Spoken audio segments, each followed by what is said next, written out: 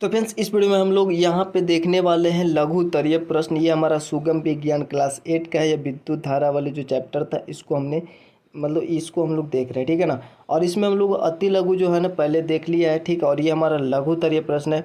तो चलिए हम लोग स्टार्ट करते हैं इस वीडियो के। इससे पहले अगर चैनल पर नया है तो चैनल को सब्सक्राइब करके बेल आइकन को प्रेस कर दीजिएगा। वीडियो अच्छा लगे तो लाइक कमेंट शेयर जरूर से कर दीजिएगा।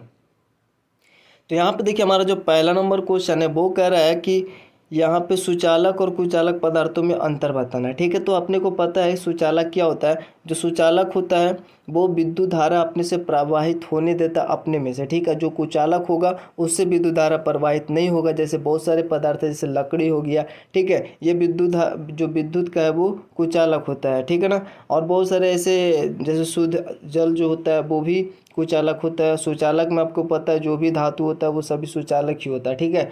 और जो जल वगैरह होता है वो जैसे नॉर्मली जो हमारा जो जल है वो आपका सुचालक ही होता है, ठीक है। या फिर जो शुद्ध जल है उसमें अगर हम लोग कोई भी चीज़ जैसे लवणीय या फिर क्षारीय कुछ भी मिला दे तो ये हमारा सुचालक हो जाता है। तो ये सब हमने पीछे भी देखा था। फिलहाल यहाँ पे देखिए सुचालक और कुचालक में अंतर क्या होता है। तो सबसे पहला अंतर जो है, ऐसे पदार्थ में विद्युत धारा आसानी से प्रवाहित हो जाती है, लेकिन इसमें क्या होता है कि ऐसे पदार्थों में विद्युत धारा प्रवाहित नहीं होती है, पहला था। दूसरा होता है कि इसमें मुक्त इलेक्ट्रॉन बहुत अधिक होती है, ठीक है। इसमें इलेक्ट्रॉनों की संख्या मुक्त जो होगा स्वतंत्र इलेक्ट्रॉन वो अधिक होगा, जबकि इसमें मुक्त इलेक्ट्रॉनों की संख्या ना के बराबर होगा या फिर नहीं होगा, ठीक है ना, या फिर बहुत कम होगा। और इसमें ऊष्मा का प्रवाह आसानी से होता है। जो धातु होगा यानी कि जो सुचालक होगा उसमें ऊष्मा का प्रवाह आसानी से होगा, लेकिन इसमें ऊष्मा का प्रवाह आसानी नहीं होता है, ठीक है। ये हमारा तीसरा अंतर है। और चौथा है, इसमें उदाहरण में दे देंगे, इसमें तांबा सोना एल्युमिनियम चांदी इत्यादि लिख सकते हैं, ये होता है। और इसमें कांच हो गया, लकड़ी हो गया, रबर हो गया, पेपर हो गया, तो ये सब हमारा कुचालक होता है। तो ये हमारा 5 गो अंतर है, ठीक है। यहाँ पे आप 5 कर लीजिएगा क्योंकि यहाँ पे पाँचवा सॉरी यहाँ पे चौथा होगा, ठीक है। इसमें भी चौथा होगा और इसमें भी चौथा होगा, तो यहाँ पे चौथा कर लीजिएगा। अब यहाँ पे देखिए हमारा दूसरा नंबर जो क्वेश्चन बोल रहा है कि यदि चित्र, यहाँ पे हमने इसको किया है 14.7, लेकिन आपका बुक में 14.8 है। लेकिन 14.8 में देखिएगा तो वो जो चुंबकीय प्रभाव को प्रयोग करने वाला होता है वो वहाँ पे किया हुआ है, ठीक है। जो सुई होता है ना, जो सुई विक्षेपण वो वाला है। तो इसमें हम लोग 14.7 लिखा और इसमें कह रहा है इसमें दर्शाई गई व्यवस्था में बल्ब नहीं जलता है। तो संभावित कारणों की सूची बनाना है कि किसके कारण से ये बल्ब नहीं जल सकता, ठीक है। अपने उत्तर की व्याख्या करना है। अब जो आपका जो 14.8 है वो हम लोग तब करते हैं जैसे कि हमारा जो था टेस्टर, ठीक है। अगर ये हमारा एक प्रकार का यहाँ पर देखिए इस प्रकार से अगर सेल रहता है, ठीक है। अब ये सेल है और इधर से एक तार है और इधर आपका बल्ब है, ठीक है ना। इस प्रकार से बल्ब है और इधर से एक तार निकला हुआ है, इधर से तार है। इसको अगर हम बोले ए है और ये बी है, इस प्रकार से ये टेस्टर होता है। इसका जो सिरा ये स्वतंत्र सिरा है। अगर इसमें अगर हम लोग जो धातु है इसमें जैसे टिप्पी है और इसमें हमने कुछ यहाँ पे विलयन डाला, ठीक है। और इसमें अगर बल्ब नहीं बर रहा है इसको करने पर, ठीक है, ऐसे तो बल्ब नहीं जल रहा है। तो इसको कई कारण हो सकते हैं जिसके कारण ये बल्ब नहीं जलता। सबसे पहले कि यहाँ पे प्रबल इसका जो धारा होगा वो कम होगा, ठीक है। प्रबल यहाँ पे होगा, दुर्बल होगा, ठीक है, कम होगा। और जिसके कारण इसका जो टंगस्टन जो धातु होता है ये बल्ब वो हीट नहीं होगा, ये हीट होगा तभी जलेगा, ठीक है ना। तो यहाँ पे इसी कारण से यहाँ पे हो सकता है नहीं जले। तो इसके लिए हम लोग क्या करते, वो जो चुंबकीय प्रभाव है सुई विक्षेपण वाले वो करते जो 14.8 में आपका दिया हुआ है, ठीक है। तो वो वहाँ पे बल्ब वगैरह तो कुछ है ही नहीं, ठीक है ना। इसलिए हम लोग इसको 14.7 कर दिए हैं। और यहाँ पे इसके जो क्वेश्चन है उसके अकॉर्डिंग यहाँ पे 14.7 ही होगा, क्योंकि वहाँ पे सुई विक्षेपण जो है वो हम लोग तब करते जब अगर यहाँ पे ये बल्ब नहीं जल रहा है, ठीक है। तो हो सकता है कि यहाँ पे कम अल्प मात्रा में यहाँ पे विद्युत धारा आ रहा हो, ठीक है। इसी कारण से यहाँ पे ये बल्ब नहीं जल रहा हो, ठीक है। तो हम लोग वहाँ पे उस प्रकार से जो 14.8 है वो वाले प्रयोग करते हैं और उससे हमें पता चलता है अगर सुई विक्षेपण होता है। क्योंकि ये जो है ना एक चुंबकीय प्रभाव भी इसमें होता है। जब भी विद्युत धारा प्रवाहित होती है तो चुंबकीय प्रभाव होता है इसका, ठीक है ना। तो उसके कारण उसका जो सुई है वो विक्षेपित होगा। अगर यहाँ पे अल्प होगा, अगर इसमें जो विद्युत धारा है वो अल्प होगा तो वहाँ पे सुई विक्षेपण नहीं होगा, ठीक है। और भी हम लोग उसके द्वारा कुछ पता कर सकते हैं, जैसे कि बेलियन ये सुचालक है या कुचालक है। यहाँ पे अगर ये कुछ सुचालक होगा तो बल्ब जलेगा, अगर ये कुचालक है बल्ब नहीं जल रहा है और यहाँ से विद्युत धारा आ रहा है, ठीक है ना, और ये कुचालक है तो बल्ब नहीं जल रहा है। तो हो सकता है कि ये कुचालक ना हो या फिर हो, ये हम लोग पता करने के लिए वो जो प्रयोग है चुंबकीय वाला वो करते हैं। और अगर उसमें सुई विक्षेपित हो जाता है, इसका मतलब यहाँ से तो धारा आ ही रहा है, लेकिन ए विलयन है जो वो कुचालक हो सकता है। तो इस प्रकार से हम लोग प्रयोग करते हैं जानने के लिए। लेकिन यहाँ पे बोल रहा है संभावित कारण बताइए बल्ब नहीं जलने का। तो बल्ब नहीं जलने का आपका संभावित कारण यहाँ पे इस प्रकार से होगा, 14.7 है फिगर है उसमें हम लोग बताएंगे, ठीक है। तो चित्र में दर्शाई गई व्यवस्था में बल्ब नहीं जलता है, इसका कई संभावित कारण हो सकते हैं। पहला है विलयन विद्युत का चालक नहीं हो, ठीक है, जो विलयन हो वहाँ पे जो विलयन है वो विद्युत का चालक ना हो। दूसरा है विद्युत धारा अल्प हो, यानी कम मात्रा में विद्युत धारा आएगा जिससे के कारण वो गर्म नहीं होगा, तो वो बल्ब नहीं जलेगा, ठीक है। और तीसरा बैटरी जो है वो पूर्णतः उपयोग की जा चुकी हो, यानी बैटरी ख़त्म हो गया होगा तो भी नहीं जलेगा। या फिर बल्ब फ्यूज हो, चौथा में होगा, और परिपथ पूर्ण नहीं हो तो भी नहीं जलेगा, समझ रहे। या फिर परिपथ पूर्ण नहीं है तो वहाँ पे बल्ब नहीं जलेगा। इसका मतलब क्या ना, कि जैसे हमने अभी सेल बनाया था, तो सेल बनाने के बाद जो हमने ये मान लिया जैसे सपोज यहाँ पे ये सेल है हमारा, ठीक है, यहाँ से एक तार आया और यहाँ से तार आया और यहाँ पे आपका इस प्रकार से जो बल्ब है, फिर यहाँ से एक तार है। तो ये जो हमारा सेल है, हो सकता है कि ये पूरा ना हो, या फिर मतलब इस प्रकार से अगर यहाँ पे कुछ हम लोग इस प्रकार से कोई धातु जोड़ दे, या फिर इस दोनों को, या फिर कोई धातु यहाँ पे जोड़ दे लोहा वगैरह का छड़, तो ये जो परिपथ है पूर्ण हो गया। लेकिन अगर किसी कारणवश ये परिपथ पूर्ण ना हो तो भी बल्ब नहीं जलेगा, ठीक है। या फिर कहीं से कटा हुआ हो, या फिर किसी प्रकार का प्रॉब्लम हो, इसके कारण ये परिपथ पूर्ण ना हो, तो ये भी हो सकता है कि बल्ब ना जले, ठीक है। तो ये हमारा दूसरा क्वेश्चन का आंसर हो जाता है। अब हम लोग यहाँ पे देखिए तीसरा नंबर क्वेश्चन, वैसे यहाँ पे संकेत में ही टोटली आंसर दिया हुआ है, बाकी तो यहाँ पे कोई भी ज़्यादा प्रॉब्लम नहीं होने वाला है। यहाँ पे बोला है तीसरा कि क्या शुद्ध जल विद्युत का चालन करता है। तो जो शुद्ध जल होगा वो विद्युत का चालन नहीं करेगा, ठीक है। यदि नहीं तो इसे चालन बनाने के लिए हम क्या कर सकते हैं, नहीं, इसे चालक बनाने के लिए इसमें थोड़ा मात्रा में नमक या फिर कोई भी लवणीय या क्षारीय हम लोग कुछ डाल देंगे तो वो चालक हो जाएगा, ठीक है ना। तो यहाँ पे उत्तर शुद्ध जल विद्युत का चालन नहीं करता है। इससे चालक बनाने के लिए इसमें थोड़ी मात्रा में नमक मिला देते हैं, जो संकेत में दिया उसी के अनुसार यहाँ पे आंसर हमने लिखा है। या फिर आप ये भी लिख सकते हैं इसे चालक बनाने के लिए इसमें थोड़ी मात्रा में लवण या क्षारीय मिला देंगे, बुक में भी लिखा हुआ है भाई इस प्रकार से, ठीक है। अब यहाँ पे देखिए चौथा में बोल रहा है कि आग लगने के समय जो फायरमैन पानी के हौज यानी पाइपों का उपयोग करने से पहले उस क्षेत्र की मुख्य विद्युत आपूर्ति को बंद कर देते हैं, क्यों? क्योंकि आपको पता है कि जो पानी है वो विद्युत का सुचालक होता है, ठीक है ना। उसके द्वारा वो पाइप में आ सकता है जिससे उसको झटका भी लग सकता है फायरमैन को विद्युत का, इसीलिए होता है। तो संकेत में लिखा हुआ साफ साफ कि चूँकि पानी विद्युत का सुचालक है, विद्युत आपूर्ति को के बंद नहीं रहने पर गीले पाइपों में विद्युत धारा प्रवाहित हो सकती है, जिसके कारण फायरमैन को विद्युत का झटका लग सकता है। तो ये काफ़ी इजी है।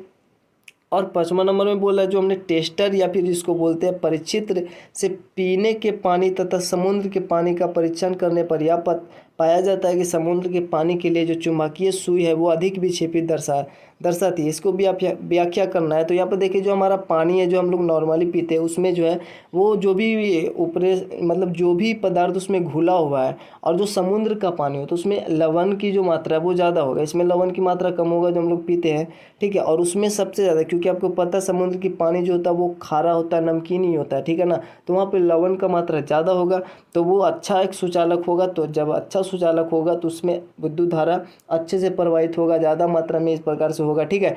तो वहाँ पे ज़्यादा विद्युत धारा तो अधिक चुंबकीय प्रभाव भी उसका होगा, तो जिसके कारण से वहाँ पे चुंबकीय सुई का जो विक्षेपण है वो अधिक दर्शाती है, मतलब ऐसा दर्शाएगा, ठीक है।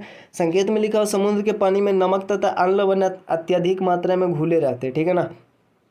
पानी जो हम लोग पीते हैं उसके अपेक्षा जो है वो समुद्र के पानी में नमक जो है, लवण जो है वो अत्यधिक मात्रा में घुले रहते हैं। इसके कारण समुद्र का पानी साधारण पीने पानी की तुलना में अधिक अच्छा चालक हो जाता है, और यही कारण है कि परीक्षण के समय समुद्र के पानी के लिए चुंबकीय सुई अधिक विक्षेपित होती है। यहाँ पे अगला क्वेश्चन है 6 नंबर की, क्या तेज वर्षा के समय किसी लाइन मैन के लिए बाहरी मुख्य लाइन के विद्युत तार की मरम्मत करना सुरक्षित होता है? इसका व्याख्या करना। तो अगर तेज वर्षा हो रहा है या फिर वर्षा हो रहा है तो किसी जो लाइन मैन है वो बाहरी मुख्य लाइन के विद्युत तारों को मरम्मत करेगा तो हो सकता है उसको करंट लग जाए, क्योंकि आपको पता है कि जो पानी है वो विद्युत का सुचालक होता है।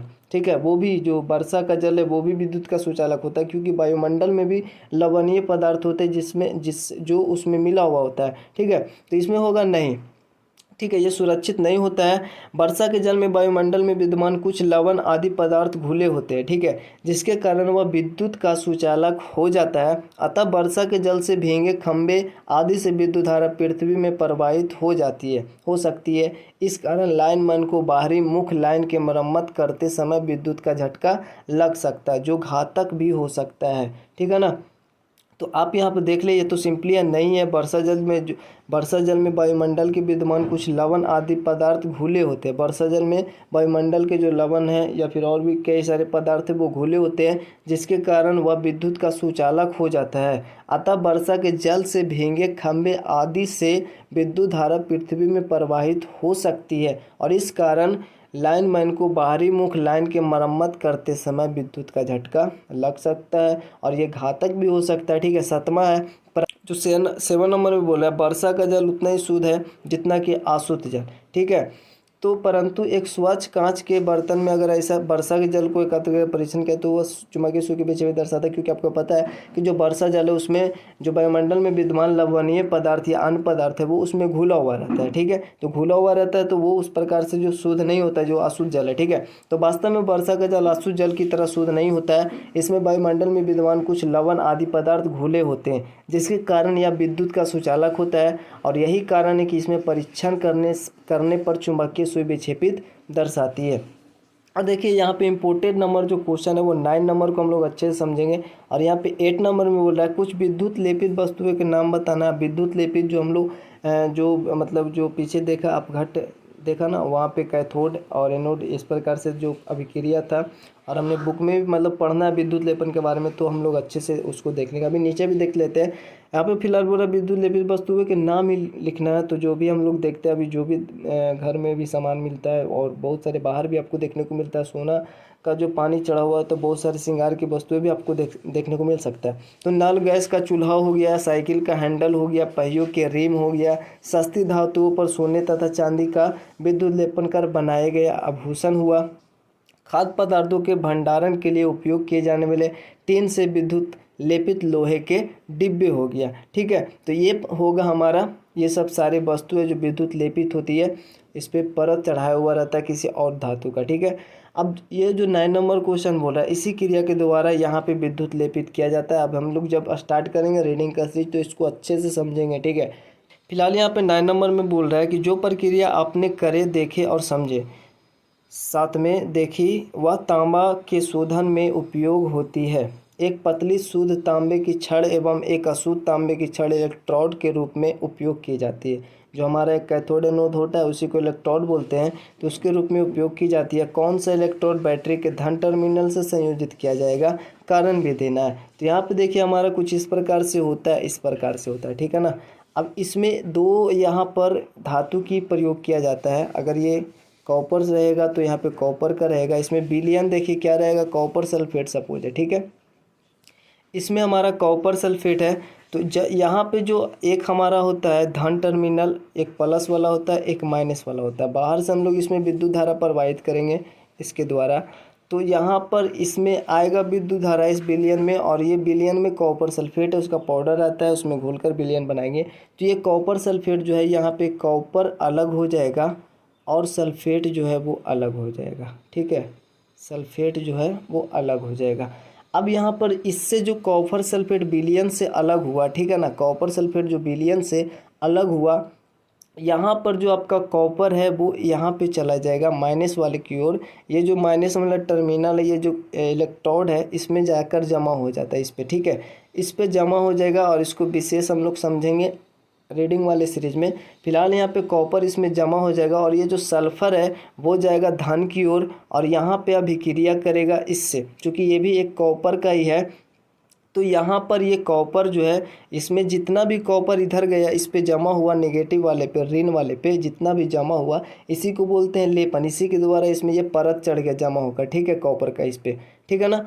और इसी प्रकार से हमारा लेपन की क्रिया होता है। और यहाँ पे कॉपर, यहाँ पे देख रहे हैं परत चढ़ गया इस पे माइनस वाले पे, और ये जो सल्फर बचा ये आएगा प्लस वाले पे, और प्लस वाले के पास आने के पास इसके साथ अभिक्रिया करेगा, और जो ये जो है उसका जो कॉपर है एक तरीके से बोले तो वो वहाँ से कॉपर उससे निकलेगा, और ये फिर विलयन में वापस घुल जाएगा। यानी जितना कॉपर इसमें से निकला, ठीक है, इस विलयन से जितना कॉपर निकल कर इसमें जमा हुआ, उतना ही कॉपर यहाँ से अभिक्रिया करके वो कॉपर सल्फेट फिर से यहाँ पे घुला हुआ रहेगा इसी विलयन में, ठीक है। मतलब जितना कॉपर घटा उतना कॉपर यहाँ से वो निकल जाएगा। तो ये हमारा अशुद्ध होता है, इसलिए बोल रहा है, क्योंकि ये हमारा मेन है, इसी पे हमारा जमा होता है, तो ये मेन है, ठीक है ना। तो इसको आप ध्यान में रखिए। और बाकी हम लोग देखते हैं, यहाँ पे बोल रहा है कि अशुद्ध तांबे की छड़ से बने इलेक्ट्रोड को बैटरी के धन टर्मिनल से संयोजित किया जाना चाहिए, ठीक है। धन यानी प्लस वाला से करना चाहिए, क्योंकि ये बाद में घुल जाता है उसी में, ठीक है ना, विलयन में ही घुल जाता है। क्योंकि विद्युत अपघटन की अभिक्रिया के समय, जब विद्युत की अपघटन की अभिक्रिया होता है, ठीक है, ये हमने पीछे भी पढ़ा, इस समय तांबे के आयन बैटरी के ऋण टर्मिनल से जुड़े इलेक्ट्रोड पर जमा होता है, ठीक है। जो तांबा का विलयन है उसमें हमारा जो ऋणात्मक वाला टर्मिनल है, जो इलेक्ट्रोड है, उसमें उस पर जमा होता है, ठीक है ना। ये जो हमारा अभिक्रिया इसके समय जो कॉपर के आयन होगा, तांबे का जो आयन होगा, वो ऋण टर्मिनल से मतलब इस टर्मिनल से, इस इलेक्ट्रोड से मतलब इस पे जमा होगा, और बैटरी के धन टर्मिनल से जुड़े जो इलेक्ट्रोड होगा या इससे तांबा विलयन में जाता है, यानी विद्युत अपघट्य इसको बोलते हैं, विलयन में जाएगा, ठीक है। तो मतलब इसीलिए जो हमारा शुद्ध तांबा होगा उसकी छड़ से बने इलेक्ट्रोड को, अशुद्ध तांबा जो होगा उसकी, जो तांबा यानी कि कॉपर की छड़ से बने इलेक्ट्रोड को बैटरी के धन टर्मिनल से जोड़ेंगे, ठीक है ना। और जो हमारा ऋण वाला होगा इसलिए जोड़ेंगे। क्यों जोड़ना चाहिए, क्वेश्चन में बोल रहा था, इसमें कॉपर शोधन उपयोग होते हैं। एक पतली शुद्ध तांबे की छड़ एवं एक अशुद्ध तांबे की छड़ इलेक्ट्रोड के रूप में उपयोग की जाती है। तो कौन सा इलेक्ट्रोड बैटरी के धन टर्मिनल से जोड़ा जाएगा, और कौन सा इलेक्ट्रोड मतलब कौन सा धन से जोड़ा जाएगा, तो धन से जोड़ा जाएगा अशुद्ध को, ठीक है ना। अशुद्ध को क्यों जोड़ा जाएगा, क्योंकि हमने अभी देखा जो अशुद्ध वाला होता है, जो प्लस वाला से जोड़ा जाएगा, तो उसमें से वो जो धातु है, कॉपर है, वो अपघटित होकर विलयन में मिलेगा, ठीक है ना। क्यों मिलेगा हमने अभी देखा था, और इसीलिए इसको हम लोग धन से जोड़ते हैं। और क्योंकि विद्युत अपघटन के अभिक्रिया के समय तांबा का जो आयन है, जो उससे तांबा कॉपर सल्फेट था, तो कॉपर निकलेगा, वो ऋण आयन पे जाकर जमा हो जाएगा, ठीक है, जुड़ेगा, जमा होता है। और बैटरी के जो धन टर्मिनल से जुड़े इलेक्ट्रोड है, यह अशुद्ध तांबे की छड़ नहीं होता है, यह अशुद्ध तांबे की छड़ होता है ना, जो हमारा प्लस वाला होगा, ठीक है। तो यह अशुद्ध का होता है, तो यहाँ पे शुद्ध होना चाहिए। तांबे की छड़ से तांबा जो है, से तांबा यानी कि जो धन वाला टर्मिनल से जुड़े इलेक्ट्रोड है, यानी कि अशुद्ध तांबे की जो छड़ होता है, उससे तांबा जो है विलयन में जाता है, वो अब घुल जाता है, मिल जाता है। जितना उसमें जमा हुआ ना, उतना ही उससे वो निकलकर विलयन में घुलेगा। बस सिंपल सी बात है। विशेष हम लोग मतलब ऐसा ही कुछ समझेंगे रीडिंग के सीरीज में, और थोड़ा सा और अच्छे समझ लेंगे। वैसे और अच्छे से और डीप में अगर इसको पढ़ना है तो आगे वाले नेक्स्ट वाले क्लास में, आगे की जो है हमारा 9th 10th है, 11th 12th है, तो ये सारे क्लासों में हम पढ़ेंगे। फिलहाल यहाँ पे ये जो हमारा 9 नंबर क्वेश्चन था ये भी समाप्त हो गया, मतलब कि हमारा इतना ही था। और ये हमारा लघुत्तरीय क्वेश्चन भी यहाँ पे क्लियर हो गया, मतलब ख़त्म हो गया। अब हम लोग देखेंगे दीर्घोत्तरीय प्रश्न, और यहीं पे वीडियो को एंड करते हैं। चैनल पर नया तो चैनल को जरूर से सब्सक्राइब करके बेल आइकन को प्रेस कर दे, वीडियो को शेयर जरूर से करिए। मिलता है आपसे नेक्स्ट में, तब तक के लिए जय हिंद, जय भारत।